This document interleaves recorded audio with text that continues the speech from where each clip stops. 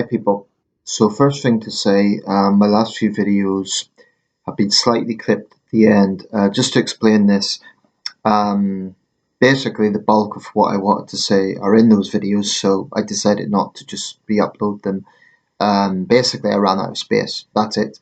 Um, Now, I'm not stupid. I know that not everyone watches my videos from start to finish. Probably most of them people watch a few minutes and that's it.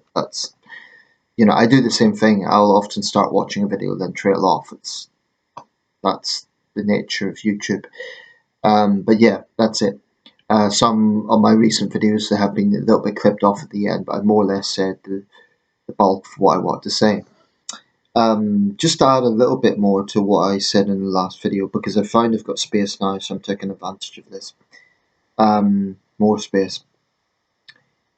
Yeah, I mean, if people even now are still advocating for Russia, I don't know. I don't know what to say to those people. I think a lot of Russian soldiers are victims of Russian propaganda, without question. And I wonder, as Sean Langan did, the journalist, if one day they will come out and really feel angry that they've been used. Wouldn't be the first time in history, and it's happened in the West as well. You know, there were soldiers who served in Vietnam and in Iraq who felt that way. Um, Donald Trump's spoken about the Navalny murder, and typically, if Trump is made about himself, he's trying to compare his situation to that of Navalny. Can you get any more deranged? I mean, no condemnation of Putin.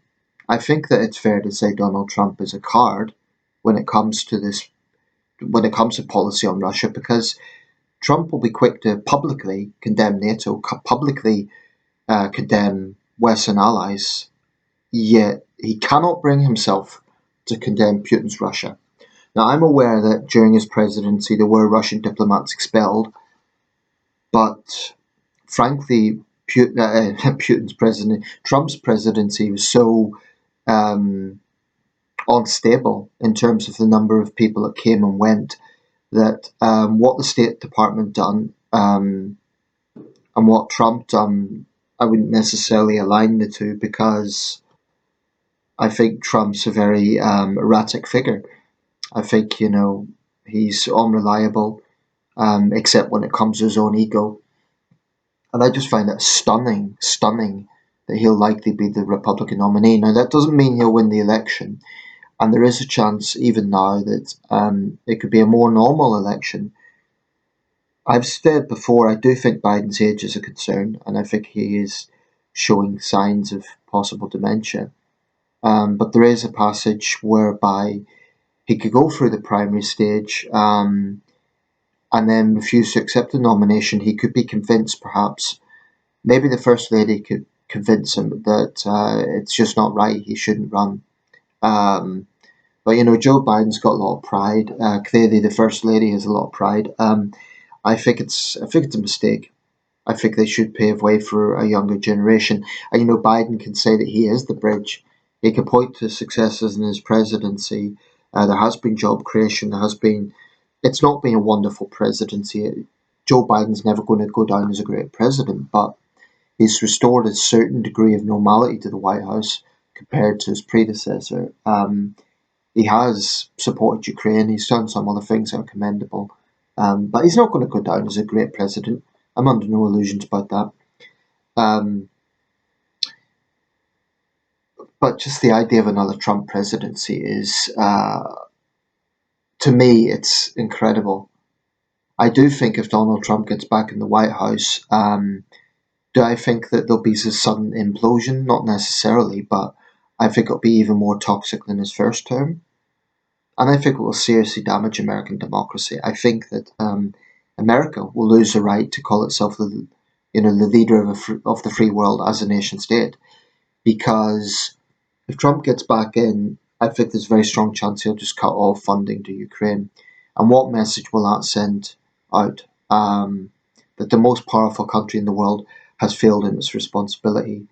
Now, there are other democracies that India, I would cite, for example. India, the world's biggest democracy by population, has sat on the fence regarding Russia. I think India has shown weakness. Indian nationalists will not like me saying that, but when you sit on the fence when it comes to oppression, then you're choosing the side of the oppressor. I don't see how the world's biggest democracy can just play this ostensible neutrality in the face of such blatant aggression by Russia. I mean, it's absurd. Obviously, there's reasons. There's deep trade between India and Russia, but I think that's a failure of leadership by Modi's government. Um, I also think, frankly, there's quite a degree of Western phobia in Indian politics nowadays.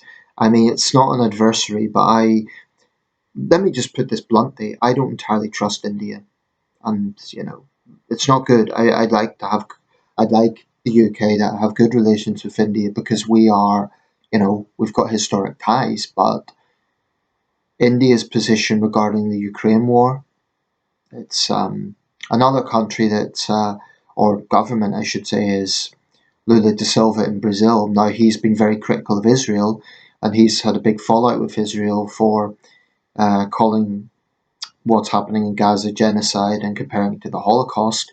Israel's called him a persona non grata. Um, what I would say about that is he's also simultaneously said we shouldn't rush to judgment regarding Navalny. So is Lula da Silva on the side of human rights or not? It's this inconsistency that is obvious. I would also say this, and sometimes when we talk about the international community, let's be honest, it is really Europe and the West we're talking about. So, for example, the international community condemns Navalny's death. It's Europe, North America, probably Japan and South Korea and Australia and New Zealand.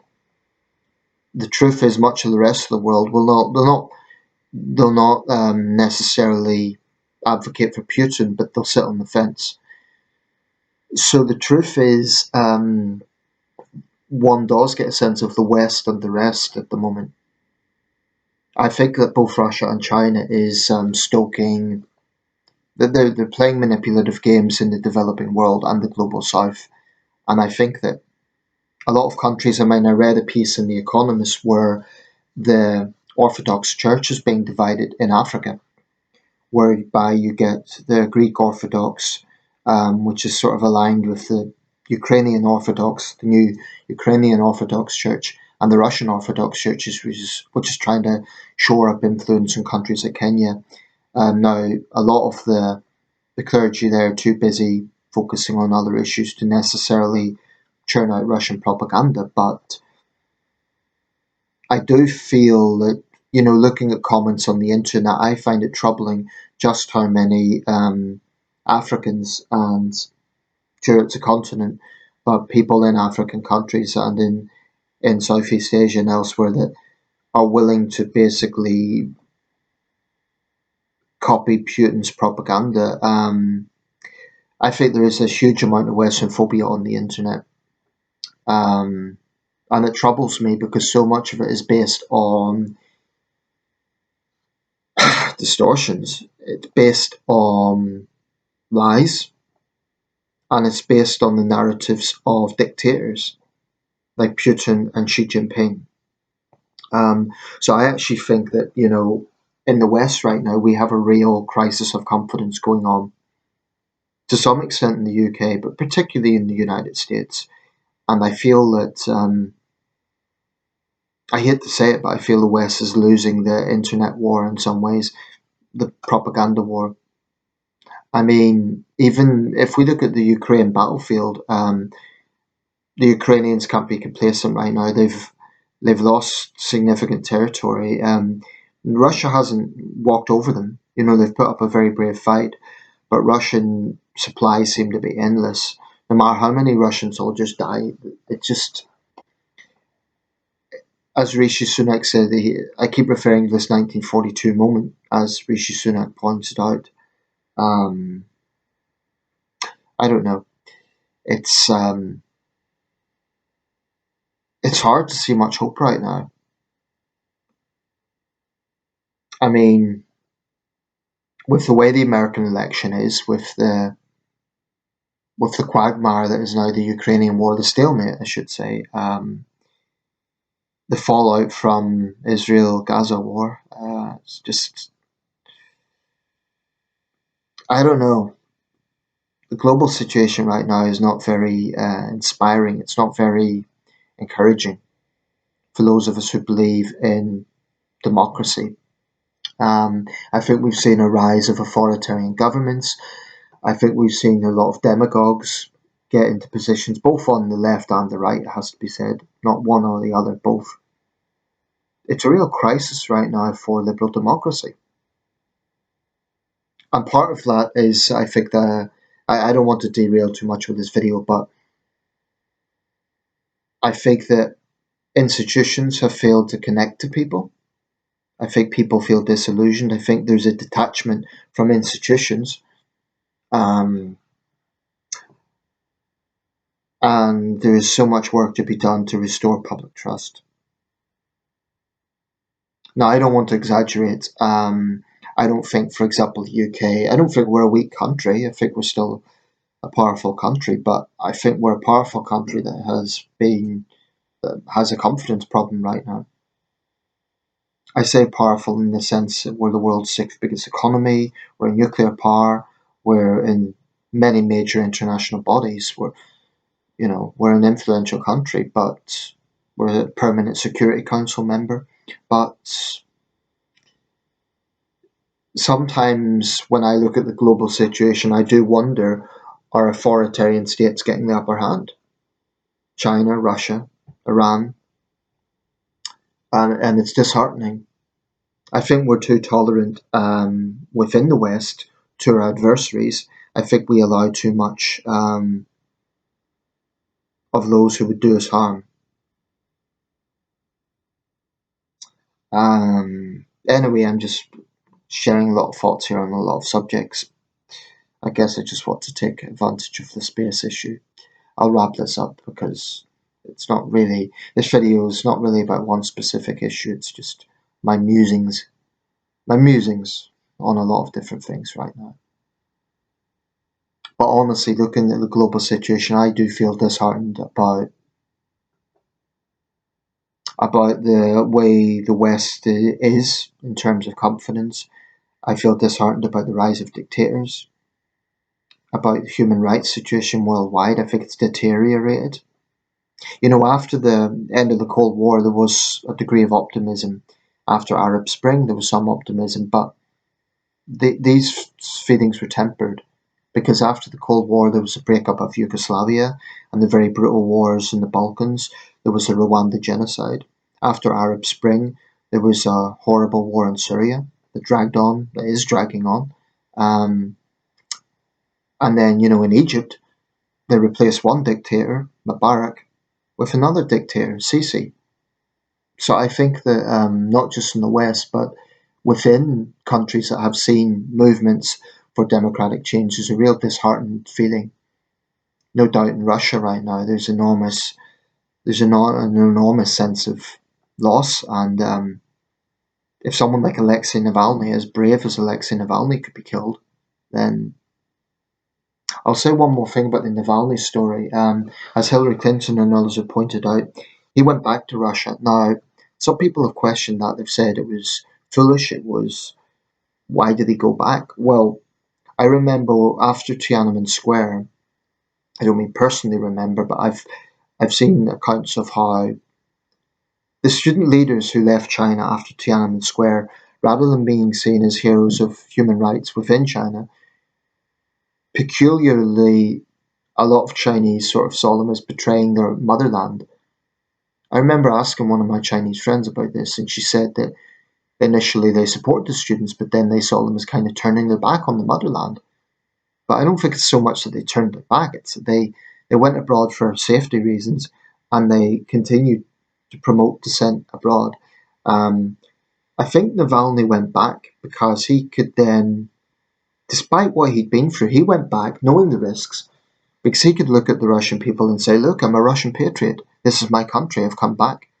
The problem is if he'd stayed in Germany, then it would be far, far too easy for Putin to just say he's a Western stooge,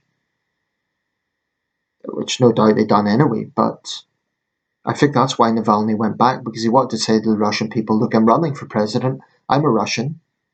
I love my country. And that's obviously why he went back, which to my mind makes him all the braver. It would have been easier to stir up a foreign Putin side from abroad, but he went back. This is the price. The one silver lining, I guess, is right now Navalny's channel on YouTube has tens of millions of views. You know, far, far, far more views on his videos than any RT video. So that to me gives some hope.